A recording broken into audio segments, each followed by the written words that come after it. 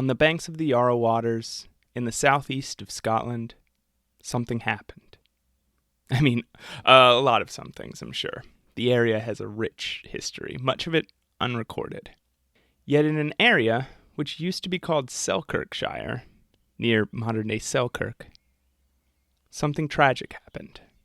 Many of the details are lost to history, but people used to talk about it. People still sing about it. Sir Walter Scott, famous Scottish novelist and poet. I bet you've heard of him. He wrote Ivanhoe, which you probably had to read in some English class or other. Was a judge of the sheriff's court and a collector of stories and song there once upon a time.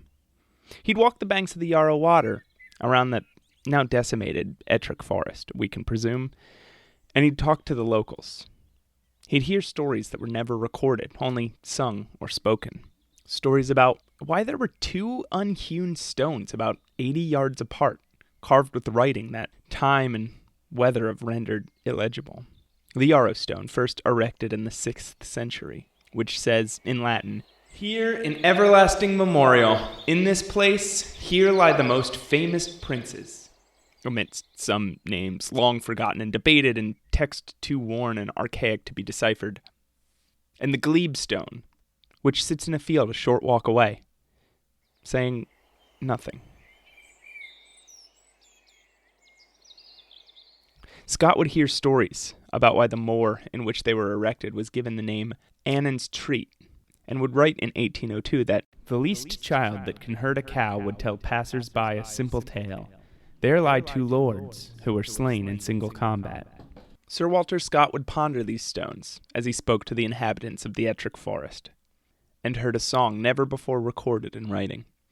A song about a man betrayed and slain, and a woman who loved him. He heard them say the man's name was Scott, a knight of great bravery, who had resided at Oakwood Castle. There was an old reaver named Auld Wat. He was the husband of Mary Scott, the flower of Yarrow, and he became the second laird of Harden Castle in the mid-16th century. He had 8 sons, 6 with Mary, one of whom would not survive him. Sir Walter Scott recalls the story of that youngest son, who was on a hunting trip in Ettrick Forest with some relatives, the Scots of Gilmanscleugh. They got into an argument. Swords were drawn. The man was killed. His 5 brothers at Harden Castle flew into a rage, vowing to go to war. Auld Wat locked them in a tower and went to Edinburgh to speak to his vassal lord. "They've killed my son," He must have cried. "their own kinsman. Let me make them answer for this crime." And he hurried back to Harden with a charter in his hands and announced, "To horse, lads! Let us take possession. The lands of Gilmanscleugh are well worth a dead son." And he and his remaining sons took to arms and seized the land. It was said that due to being slain in betrayal, the son's body was uncorrupted for many years, so much so that, quote, "even the roses on his shoes seemed as fresh as when he was first laid in the family vault." Perhaps this was the noble lord from the song, who suffered a great betrayal, whose love mourned him so sullenly. Posthumously, another theory by Sir Walter Scott was published, that the ballad was actually about the murder of Walter Scott of Thirlestane in 1609 by his kinsman John Scott of Tushelot, an incident which caused a feud between the two Scott branches for many, many years. Could these also be the two lords for whom the cairns were attributed? Could theirs be the bones who were discovered beneath these stones? Could John Scott be the betrayer from the ballad who is referred to in the song as John and by the locals as Annan? All of these thoughts were published in a collection called Minstrelsy of the Scottish Border, where Sir Walter Scott first collected the ballad.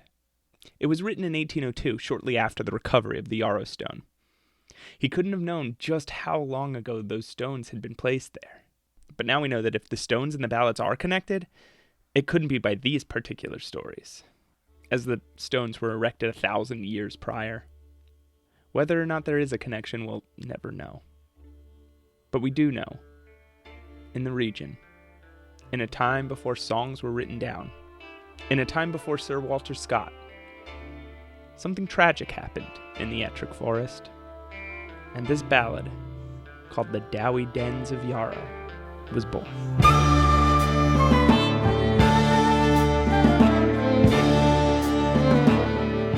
This is Every Folk Song, a podcast about old folk songs. I'm Matt Allcamp. Stick with us. There lived a lady in the north. You could scarcely find her marrow. She was courted by 9 noblemen and a bowman by Yarrow. As he came down what yon high hill, and in yon path sang narrow, it was there he spied 9 noblemen come to fight with him on Yarrow.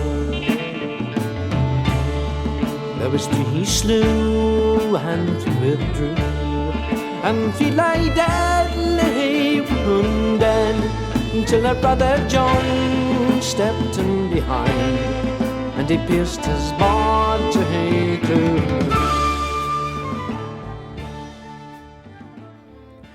The song The Dowie Dens of Yarrow was first collected in 1802. It's Roud 13, child 214. It's been called The Braes of Yarrow, not to be confused with another song of the same name, which is Roud 2578. I'll get to that episode when I'm 340. It's been called The Dowie Dens of Yarrow, The Heathery Hills of Yarrow, The Dowie Downs of Yarrow, or just Yarrow. There's an American variant called The Dowie Dens of Yarrow, which I'll get into in due time. Here's the first ever recording of the song by Jimmy Macbeth in 1953, collected by Alan Lomax. There was a lady of the north, you could scarcely find her marrow. She was courted by 9 noblemen and the ploughman boy of Yarrow. As I looked o'er yon high hill, and down in yonder valley, there did I spy 9 noblemen sat a drinking wine in Yarrow. It's 3 he drew, and 3 he slew, and 3 lay deadly wounded. But my brother June, he come in behind, and he pierced his body through. Go home, you false young man, and tell your sister sorrow, that our true lord June, he lies dead and gone in the Dowie Dens of Yarrow. The way I say it, the song has 2 main branches, neither of which differ very much from each other, which suggests to me a dumb, uneducated podcaster, as it did to Sir Walter Scott, a historian, author, folklorist, judge, and 100 other things, that this story was based around an actual occurrence. Or, that it was so simple and affecting that no one ever bothered to change or embellish it, or that it was unpopular. There's this thing I read about once about memory and how the memories you look back on the most change the most over time. These are the memories that get the most corrupted, like a big whisper down the lane game. If you play it with 3 people, the whisper is going to stay pretty much unchanged. If you play it with half of Europe, it's very unlikely to get to the end intact. Maybe that's the case with this song. Or maybe all 3 were the case for this song. Anyway, here's the story. There was a lady in the north, you scarce would find her marrow. She was courted by 9 gentlemen and a ploughboy lad for Yarrow. A woman, usually named Sarah, in the north, presumably the Scottish borders where this song was discovered, was highly sought after, being either courted by or maybe just desired by 9 different noblemen, though her heart lay with a ploughboy, or plowboy, a local farmer. We can surmise by the details of the song thus far that she was probably highborn. The 9 lords are sitting around drinking wine when they start to float an idea. Why don't we kill this man who she loves? These 9 sat drinking at the wine. Sat drinking wine on Yarrow. They made a vow among themselves to fecht for her on Yarrow. The one who's going to ask her to marry him. The one who forgets his station in life and who would stand to inherit her lands and titles and fortune. Sometimes this isn't a plowboy, it's a lord of presumably lower birth, but the farmer version seems to be the most popular. So the plan is that one of the men will challenge the plowboy to a duel, and when he arrives, the others will spring out and ambush him. They challenge him, he accepts. Sarah tries desperately to convince her love not to go, but he's insistent, and it all goes as they planned. There he spied 9 armed men come to fight with him in Yarrow.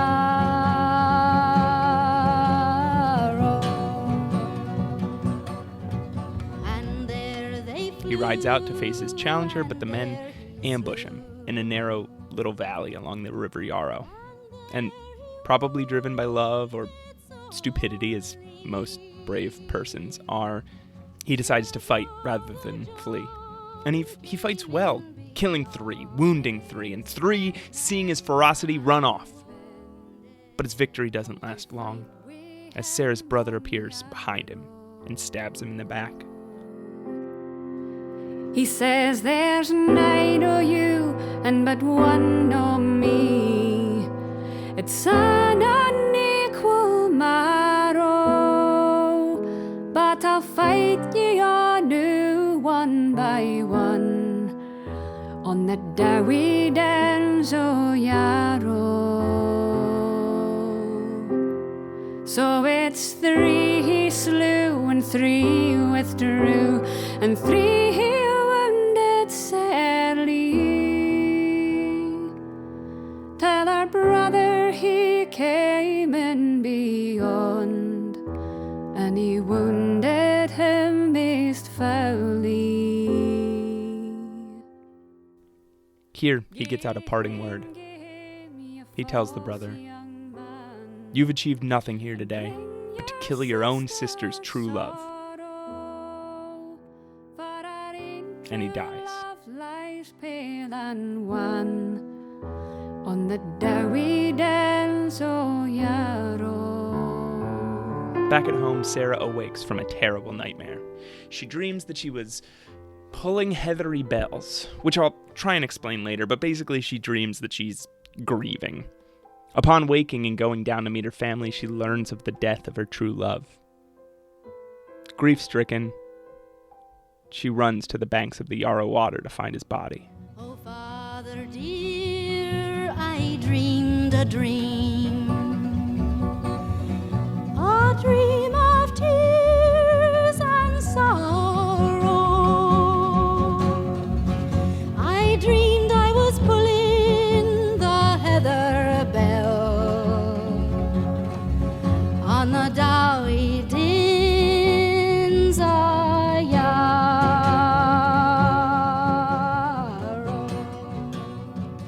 Grief-stricken, she runs to the banks of the Yarrow water to find his body.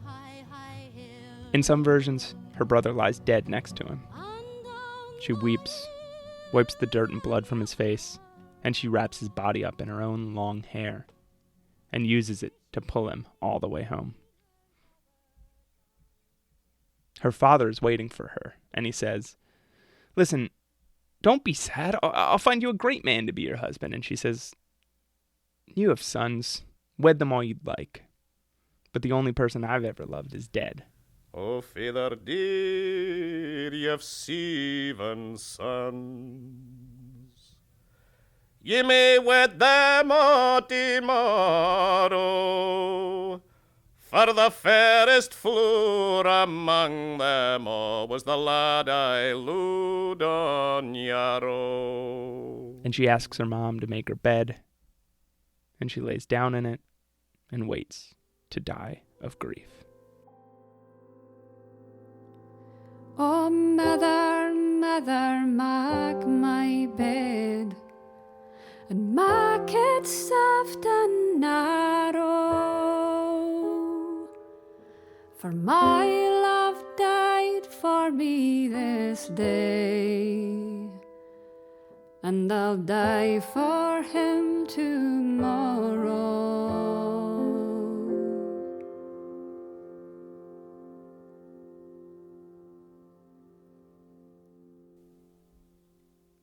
The other version is that two men, while drinking wine, make a pact to fight in the morning over a woman. She tells him, "Don't go. My 9 brothers are going to ambush you." The dude goes anyway, and there he sees 9 men all ready to fight him. He asks, did you come here to help sort things out when the duel is over, or did you come to fight me? And they're like, "Oh, to fight you, most definitely." And he draws his sword and says, "All right, let's go." They fight. He kills 4, wounds 5, and then the dude he was drinking with comes up and stabs him. When she comes to see what became of her true love, she finds 10 dead bodies laying by the river. It's an incredibly sad song, often sung in a dour tone. As I listen, I try to imagine Sarah's panic and shock as she awakes from her dream, knowing that something has gone wrong, only to breathe a sigh of relief when she finds it was just a nightmare. She probably laughs at herself as she gets ready to go down and start the day, thinking, "It's so weird, just wait till I tell my mom and dad about this," only to descend the staircase and see the grave looks on her parents' faces. I can remember that particular guttural impact of learning suddenly, unexpectedly, that someone you love has died. It feels so much like being struck with a force you've never felt before. No matter how many times it happens, your head goes dizzy, the world stops making sense. You wonder if anything happening around you could even be real. And then there's the slow, plodding march through time as you learn to accept that reality. This is real life. This is the real world. This is the world without that person in it. No moment in the future of time will be underscored with their laughter, will be painted with their image, will be fueled by the excitement of seeing them again. Perhaps that's what the line about pulling her love back home with her hair was meant to evoke. That slow, trudging, painful progress to understanding. Seeming impossible and aching with every step. "I'll find you another husband, Sarah," her father says, just wanting to make everything all right. And Sarah, knowing that a world without the plowboy is not a world she belongs in, just keeps trudging forward to bed and then going forward no more. This fair maid's hair being 3/4 long, and the color it was yellow. She tied it round his middle waist, and she carried him home from Yarrow. Oh, Father dear, you've got 7 sons. You can wed them all tomorrow. But a flower like my true love, John, will never bloom in Yarrow. This fair maid, she being tall and slim, the fairest maid in Yarrow. She laid her head on her she died through grief and sorrow.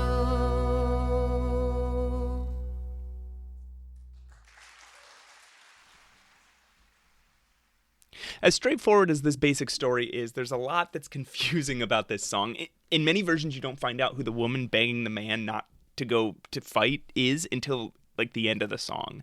Since there's a dream sequence and a perspective shift, that can be hard to track in a lot of versions, especially ones that are missing a line or a stanza or with confusing language. Most versions are written in a Scottish dialect, so you need to know things like fecht means fight, dowie means sad and melancholy, morrow means match or equal, doot sounds much like doubt, but instead it means to fear or to anticipate something negative. So when her father says, I doot you'll find sorrow, you as a listener are thinking, so he doesn't think she's going to be sad? But no, he's saying, I'm sure you're going to be sad and it doesn't please me. There's other confusing things, like in some versions, both the plowboy and the woman's brother's names are both John. It's hard to untangle all of that, especially when you're listening for the first time. But the most confusing thing by far for me was the woman having a nightmare of picking heather bells in Yarrow. Because I lied by implication, but these are not a flower usually associated with mourning or funerals or anything. They're associated with weddings. And like why it would be a nightmare to see herself picking flowers was beyond me. Why heather would be a portent of doom or a bad omen in the Yarrow area of Scotland, where heather is everywhere, completely eluded me and sent me down a deep rabbit hole. Let's listen to the song for a minute and I'll explain. Three slew and three withdrew, and three lay deadly wounded. But in behind came a brother George and pierced his body through. Now you're at home but cruel free, and tell your sister Sarah that a true love John lies dead and gone in the bonny braes of Yarrow. Oh, mama dear, I dream a dream, I fear it will come so. I dream of heaven above in the glory of Yarrow. Oh, daughter dear, I can read your dreams, and I fear they will prove sore. For your true love John lies dead and gone in the bonny braes of Yarrow.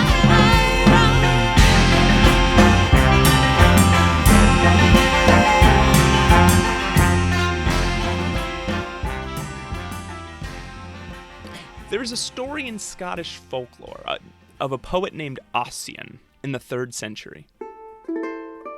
He had a daughter named Malvina, who was engaged and wed to a renowned warrior named Oscar. When Oscar fell in battle, before they were wed, a messenger returned to Malvina with a sprig of purple heather that Oscar plucked as a parting message to his dear love.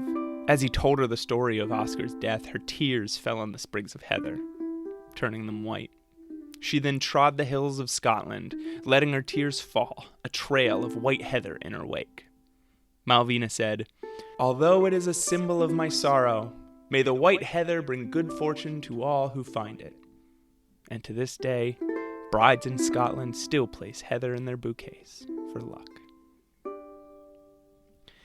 Except almost all of that is bullshit. Okay, first of all, there was probably never a poet or a bard named Ossian. All of the references in literature to Ossian came from one man in 1760 named James Macpherson, who claimed to have found an epic poem written by Ossian, which he himself translated. He collected that poem and other poems he found into one volume called The Works of Ossian in 1765. Scholars have debated the sources and veracity of these works for centuries now. Some believe they were inventions of Macpherson himself. Some believe they were collected from oral tradition, with Macpherson adding to it from his own imagination. And I suppose some believe they were real. And also, there's this whole controversy about, are the stories that the poems of Ossian are based on from Scottish origin or from Irish origin? And that's a whole nother thing, don't at me. My take? It was promotional gimmick. The dude wrote a bunch of poems loosely based on some Scottish mythology and claimed it was an ancient epic he discovered. It's not the first or last time somebody would lie about something like that. Golden plates. Oh, God. Sorry. Should drink more water when I'm recording. Anyway, that's the first thing. The second thing is, I don't have the time to read the complete poems of Ossian, but I have read a lot of it and scanned all of it looking for this story about Malvina crying on the heather, and it is nowhere in the text. If I do an internet search, I can find hundreds of tellings of it on various websites and books. And the famous line, "May the white heather, symbol of my sorrow, bring good fortune to all who find it." I find that everywhere, but no one ever cites their sources, and it doesn't appear to actually be in the book. In fact, the only reference to Malvina, who is described as the daughter of a guy named Tosker, not Ossian. Ossian is Oscar's dad. The only reference to Malvina grieving over her slain lover that I can find is in the poem Chroma. "But thou dwellest in the soul of Malvina, son of mighty Ossian. My sighs arise with the beam of the east. My tears descend with the drops of the night. I was a lovely tree in thy presence, Oscar, with all my branches round me. But thy death came like a blast from the desert and laid my green head low. The spring returned with its showers. No leaf of mine arose. The virgins saw me silent in the hall. They touched the harp of joy. The tear was on the cheek of Malvina. The virgins beheld me in my grief. Why art thou sad, they said, thou first of the maids of Lutha? Was he lovely as the beam of the morning and stately in thy sight?" And Ossian thanks her for grieving for his son and starts telling her war stories. I think those lines are lovely, but they have nothing to do with magical bleach tears. So, alright, here's what I think might have happened. This fraud, James McPherson, made up some series of epic poems that got crazy popular. In the mid-1700s, oral tradition was still the major way that stories and songs spread, even though the written word was increasing in popularity. So perhaps some old story about a woman crying over her lover on the purple heather got mixed up with Malvina grieving for Oscar, which was a scene so famous that Napoleon Bonaparte commissioned a painting of it. And over time, people who didn't know anything about the poems of Ossian goofed up a bunch of details as they told it to each other, or when they were tucking sprigs of heather into the hair or dress or bouquets of brides. Now, the Poems of Ossian was released in 1760, and Sir Walter Scott didn't write down the Dowie Dens of Yarrow until 1802. So could, 1, the stories of Ossian, 2, a story of a woman crying tears of grief on purple heather, and 3, the Dowie Dens of Yarrow, all have been being sung and told to each other all throughout the late 1700s, getting themselves all mixed up? Could 3 different stories, all from Scotland, about a woman grieving for her lost love killed through violence, have been conflated? And so, could the heather have been added to the song this way? This is a lot of speculation, but it's kind of cool to think about. You know, myths are stories that get twisted and added to and embellished and knotted up as they go. They're little spices that make history more interesting. There's this idea in modern nerd culture called headcanon, where you twist up a bit of mythology of a story that you like and decide that a detail that isn't implicit or sometimes even implied in the text is your definitive view of it. Like, all the Pixar movies take place in the same universe, or Momo was a reincarnation of Monk Gyatso, or Harry Potter intentionally left the chocolate cauldrons out where Ron would get them so he could have something to hold over Ron when he needed a favor later. Something like that. So, this is my headcanon. That the story of the White Heather used to belong to Sarah of the Dowie Dens of Yarrow. And that when James McPherson was wandering the Scottish countryside, talking to locals and gathering stories to crib for his epic, this was a story that came up often. And while he never used it, it created an enduring association in the minds of the denizens of Ettrick Forest. An association that still existed when Sir Walter Scott, 40 years later, was doing the same. And there are no bits of text to back this up, but 2 hints. an age-old story in the Scottish tradition of Malvina crying on the heather, and this errant line in the Dowie Dens of Yarrow. I dreamed I was pulling heather bells.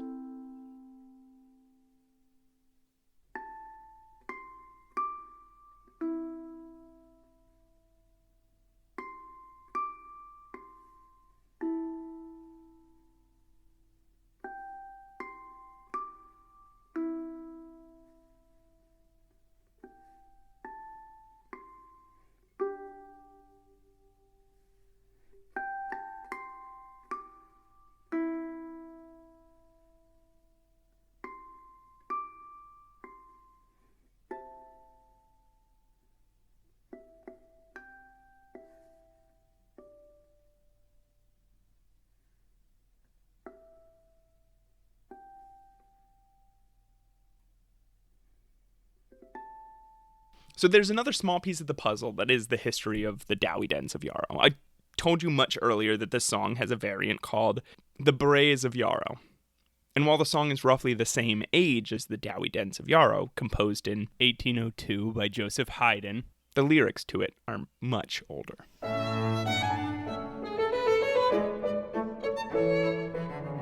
Joseph Haydn composed this piece off a poem originally written by William Hamilton of Bangor for a book called The Tea Table Miscellany in 1723.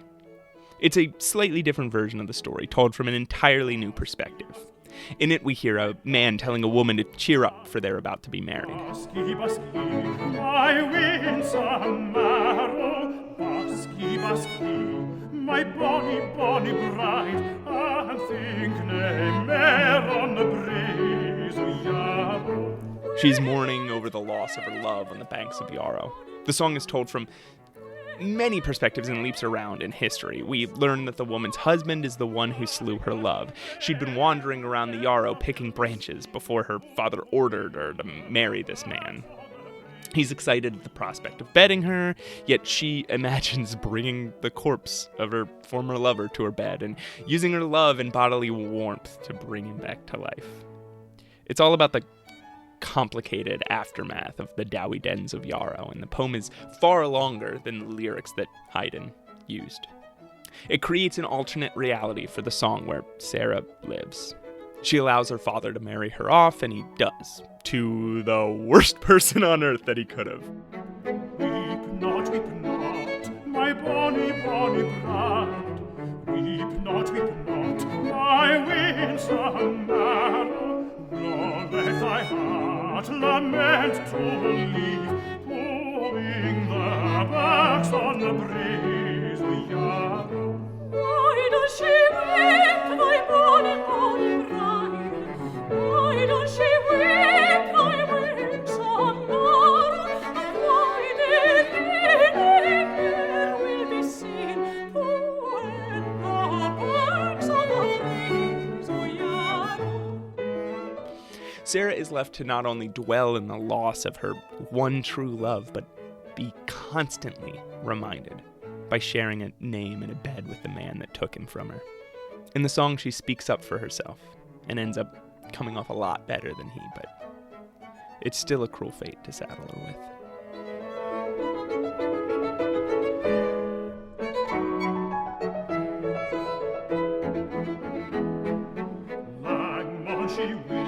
Langmon she weep, Langmon she weep, widow and sorrow, and Langmon I ne mair will be seen, who in the backs on the breeze of Yarrow, for she has ta'en a lover dear, the cause of sorrow, and I slain the comely swain that e'er put birds on the breeze of Yarrow.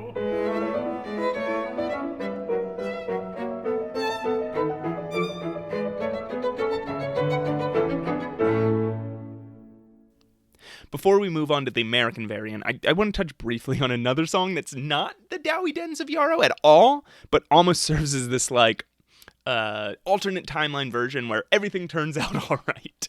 It's called Bra Bra Lads on Yarrow Braes, sometimes called the Braes of Yarrow. Like I said earlier, it's Roud 2578, a song called Gala Water. I'm going to play Elspeth Cowie's version here to cheer you up a second before I depress you again. You'll hear the tale of a woman talking about her undying love for a poor boy who has no wealth and no name, but still bringing her happiness. Okay, here you go. But there's in a secret in a boon and I knew him better, and I'll be his and he'll be mine. The bonny lad o' Gala Water, bra, bra, bonny lads o'.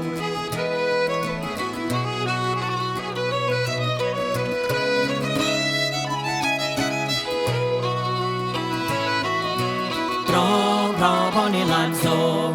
Although his daddy was nae laird, and though I hae nae meikle talker, yet rich and kind as true as love, built into flocks by Gala Water, bra, bra, bonny lads o'. It ne'er was wealth that cost contentment, peace or pleasure.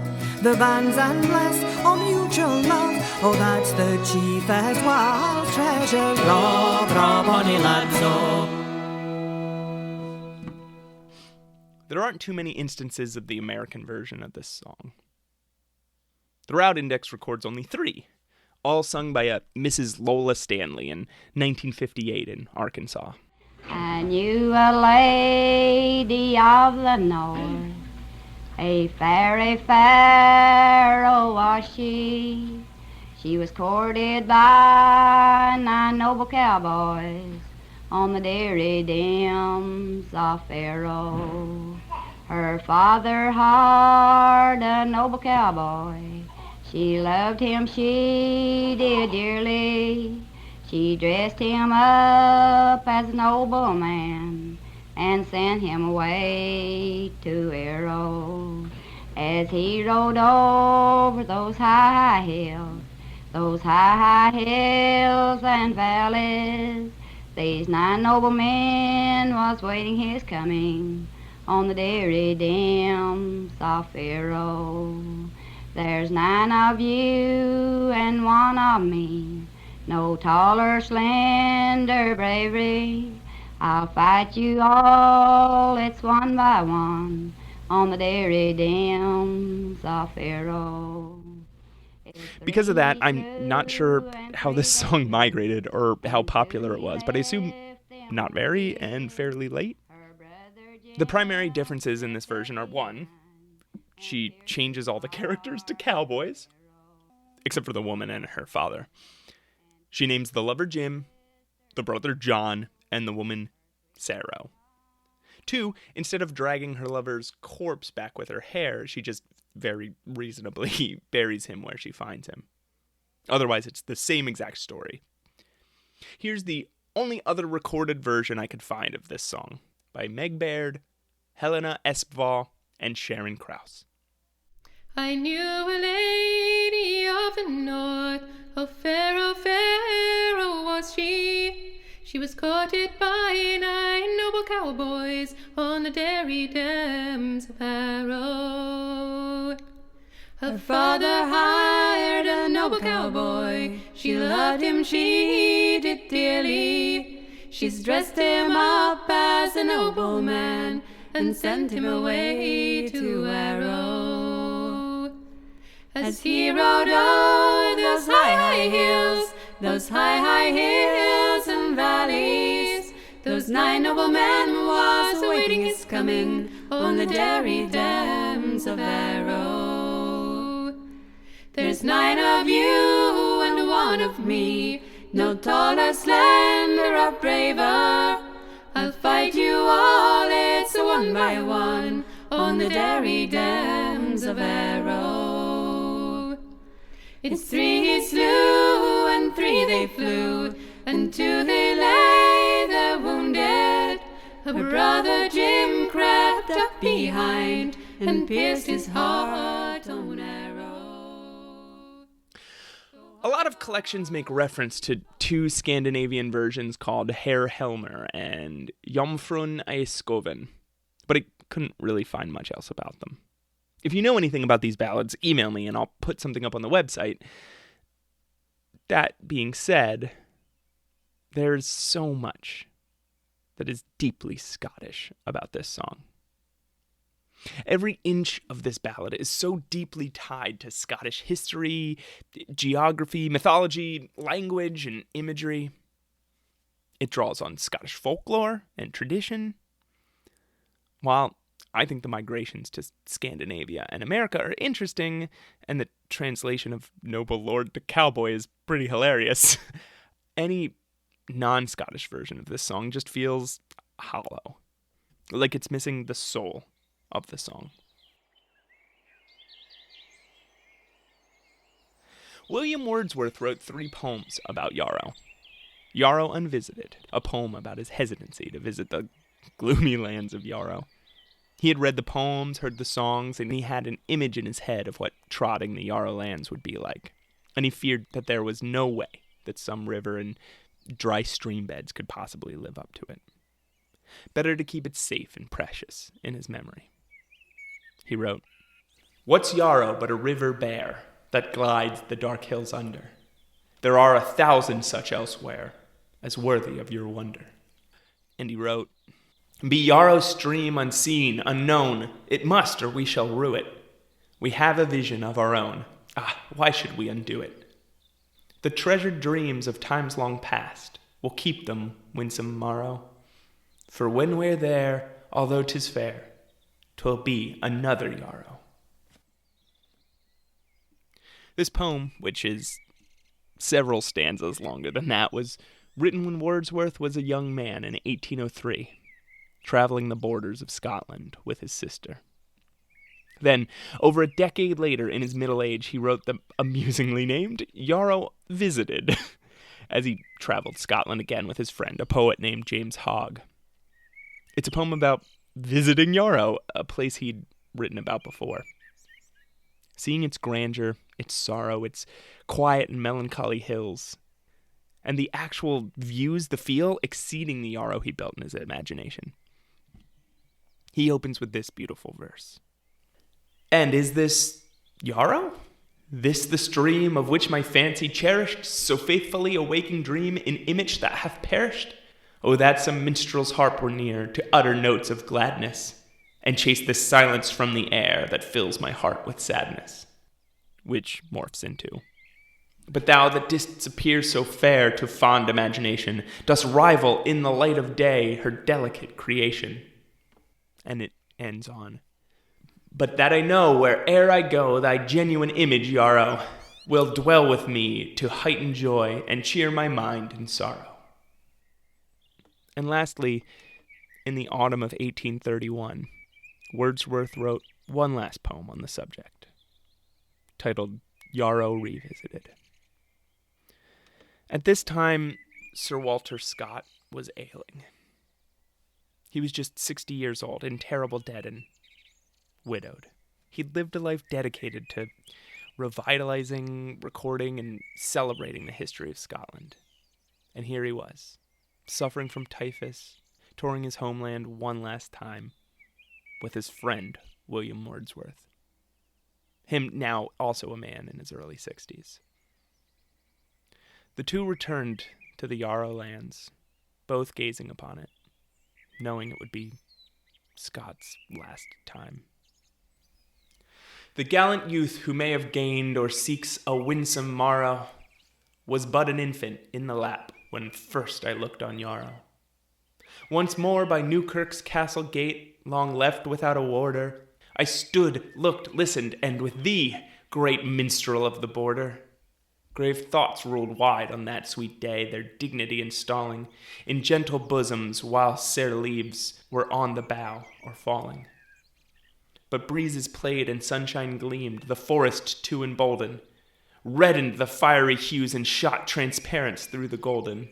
For busy thoughts the stream flowed on in foamy agitation, and slept in many a crystal pool for quiet contemplation. No public and no private care the freeborn mind enthralling, we made a day of happy hours, our happy days recalling. Brisk youth appeared, the morn of youth, with freaks of graceful folly, life's temperate noon. her sober eve, her night, not melancholy. Past, present, future all appeared, in harmony united, like guests that meet and some from far by cordial love invited. And if, as Yarrow, through the woods and down the meadow ranging, did meet us with unaltered face, though we were changed and changing. If, then, some natural shadow spread our inward prospect over, the soul's deep valley was not slow, its brightness to recover. He goes on to reference the many poems and pieces of history he recalls from the era, and the poem ends like this. Bear witness, ye, whose thoughts that day in Yarrow's grove were centered, who through the silent portal arch of mouldering Newark entered, and clomb the winding stair that once too timidly was mounted by the last minstrel, not the last, ere he his tale recounted. Flow on forever, Yarrow stream, fulfill thy pensive duty, well pleased that future bards should chant for simple hearts thy beauty. To dreamlight dear while yet unseen, dear to the common sunshine, and dearer still, as now I feel, to memory's shadowy moonshine. The great minstrel, Sir Walter Scott, would retire then to his home in the Scottish borders and pass away the following September at 61 years old in 1832.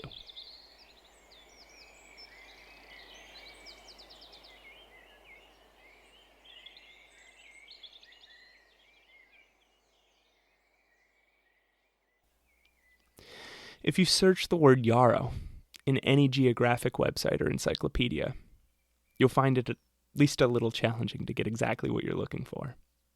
Did you mean the flower? Did you mean the town in Vancouver, Canada? Did you mean the river in Lancashire, England? The stadium in New Zealand? You'll have to narrow your search 3 or 4 times to find the Yarrow waters. Though, if you search Yarrow in any archive of poetry or history or song or literature, you'll find hundreds and hundreds of hits. All about this one 76 square mile stretch of river and sparse hills and valleys and clumps of carnivorous trees and dry rivers and grasslands and heather, a ruined castle, an old church, a highway, a small village, a few standing stones. But somehow, the inspiration for so much culture and story and song.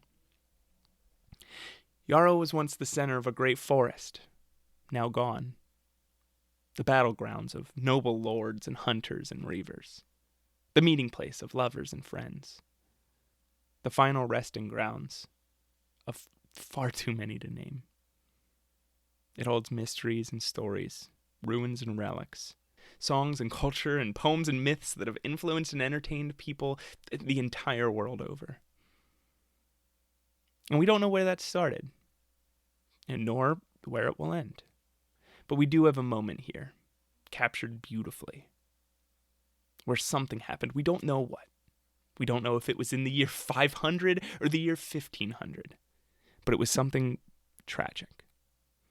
And now we see in our mind's eye the hills of Yarrow, golden in the sunset, purple heather flowing back and forth in the wind, and a woman kneeling amongst it in the tall grass. Her tears, mundane and sad, drop on the ground, and they just lie there. She wipes the blood and the dirt off the face of a man who lays before her, a man who she loved, a man who is killed violently and cruelly for no other crime than loving her. And we don't know what she does next. Does she drag the body home or bury it there? Does she erect an unhewn stone over his bones, which in time will lose all meaning? Does she find love again and marry? Or let her grief consume her and die in bed not long after? But it all hardly matters. For right now, she's there. Her cries echoing over the quiet valley of the Dowie Dens of Yarrow.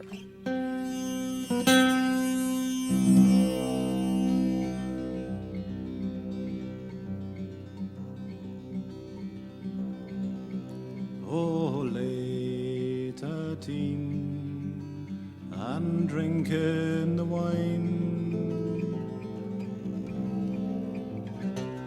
Ere we made the lawing,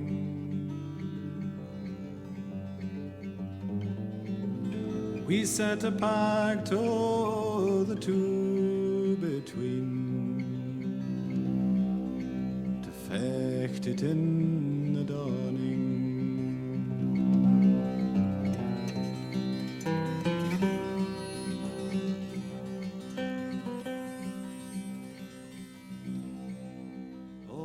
Thanks, as always, to Steve Roud and the Vaughan Williams Memorial Library for, unbeknownst to them, being the bedrock upon which this podcast is formed, by creating and hosting the Roud Folk Music Index and Database. Also thanks to Samantha Muir for allowing me to use her beautiful ukulele tune, Themes and Variations on the Dowie Dens of Yarrow, that underscored my rant about Ossian and Malvina. Go check out her music, she's incredible. And thanks to the following artists: Jimmy Macbeth, Ewan McCall and A.L. Lloyd, Scatter, Gorgiana McCulloch, Bothy Band, Gallery, JSD Band, The Coreys, Elspeth Cowie, Meg Baird, Helena S. Vaugh, and Sharon Krause, Lorna Anderson, Jamie McDougall, and the Haydn Trio Eisenstadt, Matthew White, Corinne Polwart, Carolyn Hester, Scatter. It seems every episode I list so many of the same names again and again, and I just have to say, these people are heroes. Go buy their music to support their, careers, or maybe their estates, or their memories, and help keep these songs alive. You can find me at various places on the internet where people are found using my full name, Matt Aucamp, A-U-K-A-M-P. You can email me at mattaucamp@gmail.com, or you can visit the new Every Folk Song website at everyfolksong.xyz. It has links to where you can find all this amazing music. It has citations. It has pictures. It has a donate button. It has a form to contact me, and I want to say I absolutely love hearing from you guys. I love it, love it, love it. It's amazing to me. Whenever you guys reach out and tell me that you enjoy what I do. That being said, I do have one favor to ask of every single one of you. Everybody listening, can I just ask one small favor? I've mentioned the donate button. That's fine. You don't have to. That's not what I'm asking for. But it would be a good backup if you don't want to do these other things that I'm asking for. What I am humbly asking for is that after you listen to this, if you enjoy these, please, please, please go to whatever podcast app you use to listen and rate it, whatever high rating that they have. Write a review.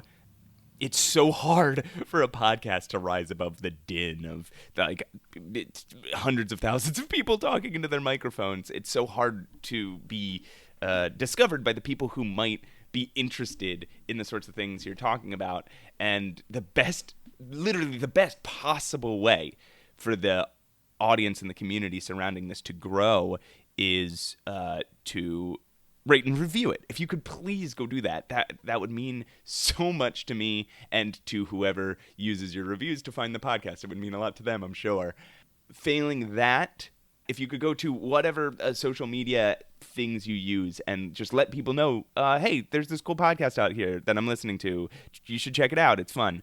Or it's informative, or it's stupid, but I listen to it. Hate listen to it.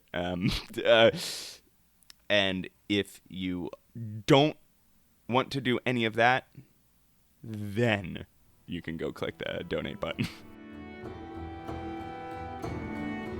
There lived a lady in the north, you could scarcely find. Okay, anyway, enough of that. The episode's over, and I've spoiled you all posting 2 episodes in such quick succession. But I still won't promise to deliver the next one in a timely fashion, though, as always, I hope to.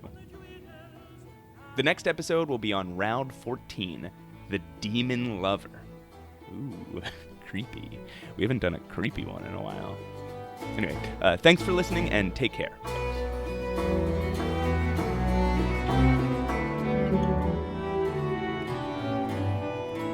As he